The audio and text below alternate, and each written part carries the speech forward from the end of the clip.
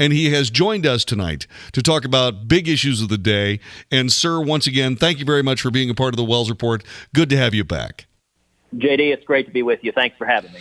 You have traveled to Texas. You've been enjoying the 4th of July holiday in McAllen. Tell us about it. Well, I spent the 4th down in the Rio Grande Valley, marched in or rode rather in the 4th of July parade, which was great fun. They do a big parade right through downtown McAllen. I got to go to ride a 1970 Dodge Challenger, which was a lot of fun, and it was a good time and a good celebration of our nation's birthday and of our fundamental freedoms. We need to figure out some way of getting you into a muscle car, my friend. There was too much love in that voice when you were talking about that Charger. It was a lot of fun. It was a beautiful, beautiful car. Oh, fantastic. That's so great to hear. When we first got together, we talked about what you wanted to get done in your life as a politician for the state of Texas. And you said that you wanted to get to the Senate because that's where the battleground was going to be. And man, you have been absolutely, completely correct right down the line. It hasn't changed for a bit, and you've been very, very busy. Well, it's a wonderful opportunity for us to really deliver on what we've promised. And I am excited to be in the battle each and every day. And I think we've got an historic opportunity. The week after the election, I got on a plane and flew up to New York and went to Trump Tower and sat down with the president-elect. And I told him, Mr. President, we have been given an historic opportunity, Republican control of the White House, of every executive agency, and both houses of Congress.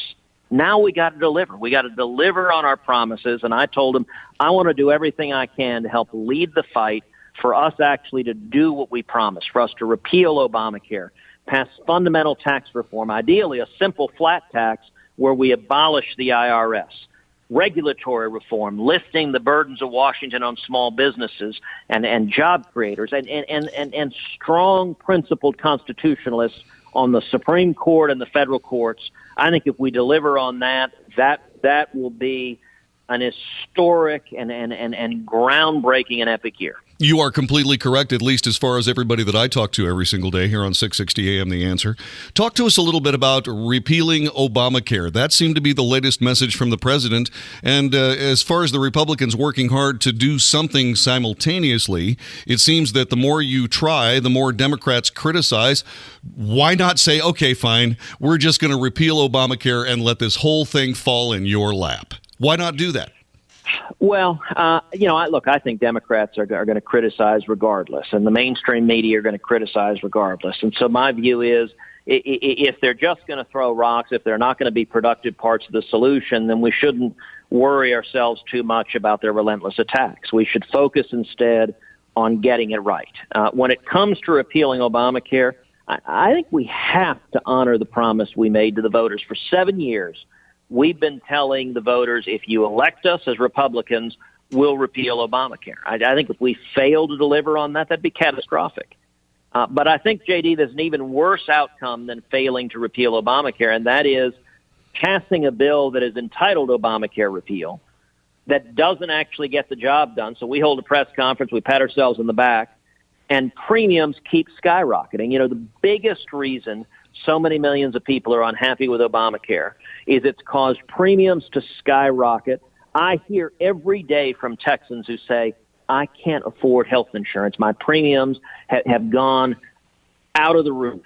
We've got to fix that problem, and that's really the role that I'm trying to play in the Senate, is focus everyone on let's adopt common sense conservative reforms that expand options, expand choices, give consumers more freedom so that we have lower premiums and more families can afford quality health insurance. And it sure was good reading in the newspaper how hard you've been working as a deal maker as well. Well, it's a role that I think is.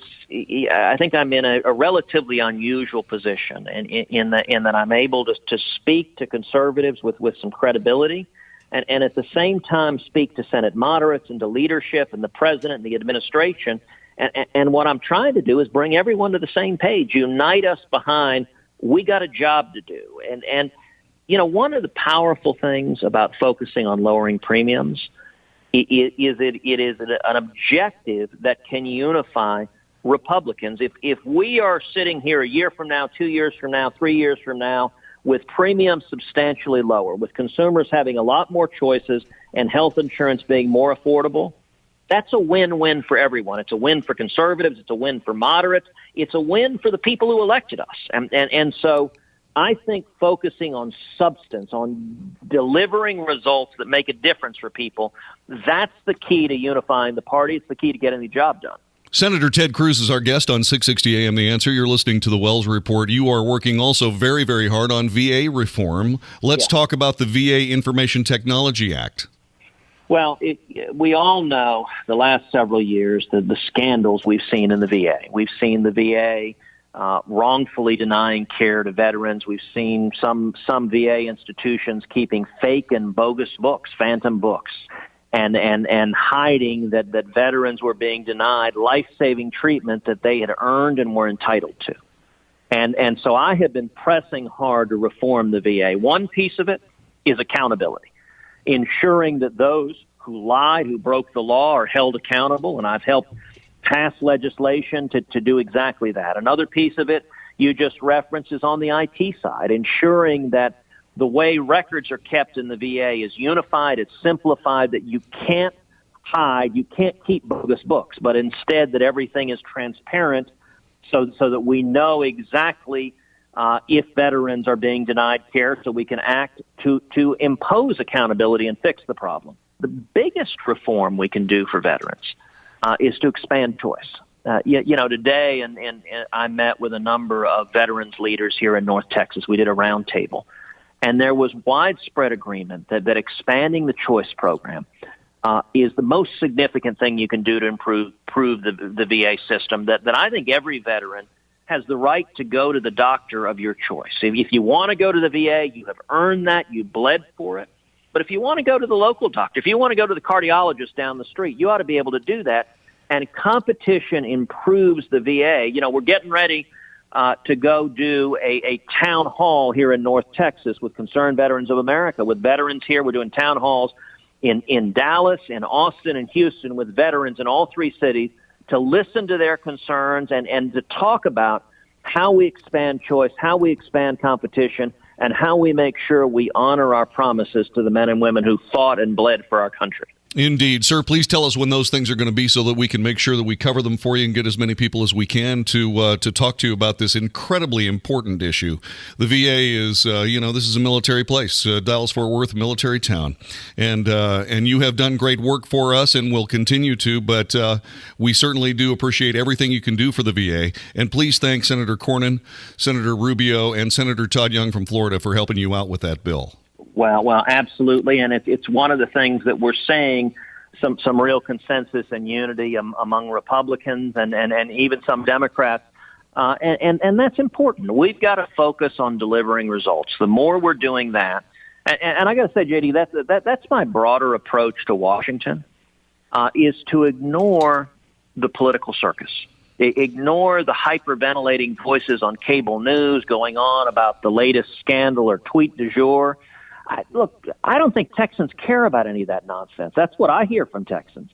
What Texans care about is deliver real results. Give us tax reform, Obamacare repeal, reg reform. We want to see jobs. We want to see millions of new jobs. We want to see wages rising. We want to see opportunity for our kids and our grandkids.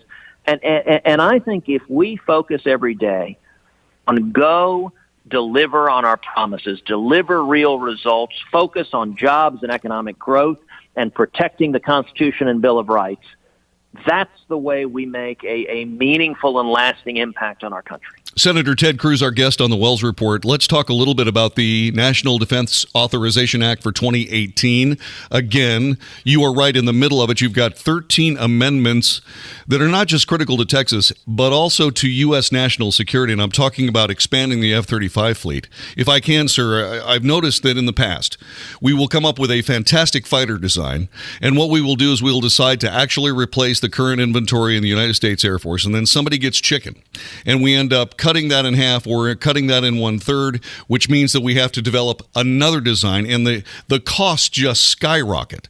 And I'm hoping that one of these days that someone like you, for example, can get everybody focused on figuring out that, okay, this aircraft will do it. Let's use this aircraft and let's build a bunch of them. And I think that's what you're planning on doing with this F-35 fleet expansion. JD, you're exactly right. You know, you look at one of the most dangerous and saddest legacies of the last 8 years is how much we have degraded military readiness. And there is a desperate need to rebuild our military, to improve our troops' strength, to improve readiness, to improve training and equipment, to have modernization of our fleet, to rebuild our Navy, to improve our warfighting capacity as the world gets more and more dangerous. And as you noted, I serve on the Senate Armed Services Committee. We just passed the National Defense Authorization Act out of committee. I was very active in the drafting of it. As you noticed, had 13 amendments that were adopted, focused heavily on Texas and taking care of the needs of the servicemen and women in this state. One of the most important pieces is the overall level of authorization of our military, and this bill is increased to $700 billion. That's a $100 billion increase that is desperately needed, and it was a very encouraging development. It expands the F-35 program, and that is critically important to North Texas. There are north of 30,000 jobs in Texas that depend on the F-35, but it's critically important to our defense capabilities. You know, we just had exercises with the F-35, the first exercises where we saw a greater than 20-to-1 kill ratio of the F-35. It provides a qualitative advantage for our military of air superiority. That's critically important.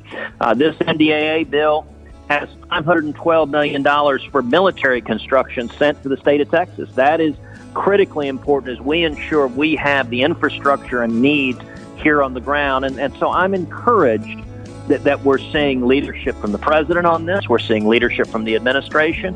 And Congress is stepping up to do our job. That's what we should be doing. Senator Ted Cruz is our guest on the Wells Report here on 660 AM The Answer. Coming up, not only is the senator working for VA reform, the Senate health care bill, and so on, he's also working to help out American energy dominance. And more about that in a couple of seconds. You are listening to the Wells Report. This is 660 AM The Answer. If it's important to you, it's on the Wells Report with John David Wells on 660 AM The Answer. You are listening to the Wells Report. This is 660 AM The Answer. We are honored to have the senator from the state of Texas, Ted Cruz, joining us on 660 AM The Answer. We have talked about VA reform. We've talked about the Senate health care bill. We've talked about the National Defense Authorization Act of 2018.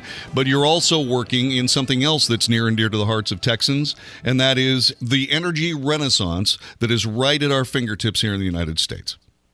Well, that is exactly right. My number one focus in the Senate from day one has been jobs and economic growth. Jobs and economic growth is the top priority for Texans all across our state, and it's my number one priority.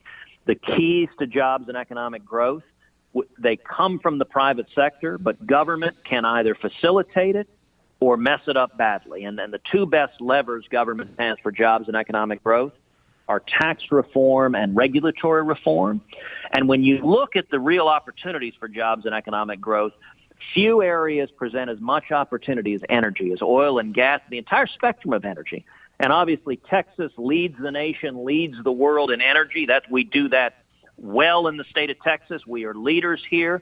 And I do think reducing regulations on the energy sector, simplifying the tax code, reducing taxes, has the potential to bring in millions of new high-paying jobs. And so I have been leading the fight in the Senate to do just that. I've authored the American Energy Renaissance Act, which is the most comprehensive, the most aggressive legislation, opening up energy for new development, new exploration, reducing the burdens on job creators. And I'll tell you, one of the things I'm also pressing the president and the administration hard on is to use the NAFTA renegotiation that is happening to open up the Mexican energy markets and the Mexican energy fields. There are tremendous resources, oil and gas resources in Mexico that aren't being developed right now. We need to open those up for development. If we do that, That'll produce thousands of high-paying jobs in Mexico to help the people of Mexico.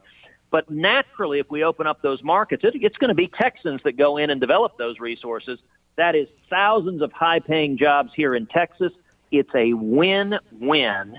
And so we need to be expanding oil. We need to be expanding natural gas, LNG, and I'm fighting on every front for us to export more, develop more, and produce more high-paying jobs here at home.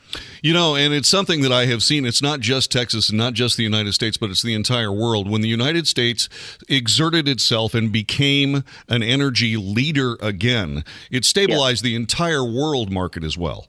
That is exactly right. And you know, it's changed the geopolitical balance of power. You know, many of us as a nation, we're used to thinking of ourselves as energy dependent and an energy importer.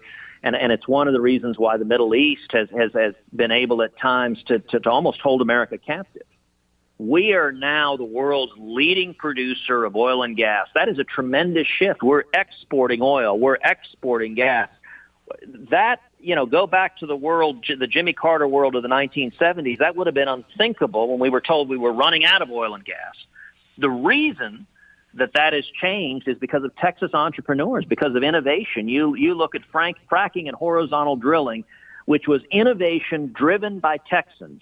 And you know, one of the greatest, I did an event at Spindletop, laying out the Energy Renaissance Act, where I talked about the massive technological innovation. You think about the pioneering efforts at fracking and horizontal drilling, and it was George Mitchell, a Texan, who pioneered that, and it was done in the Barnett Shale under Dallas and Fort Worth.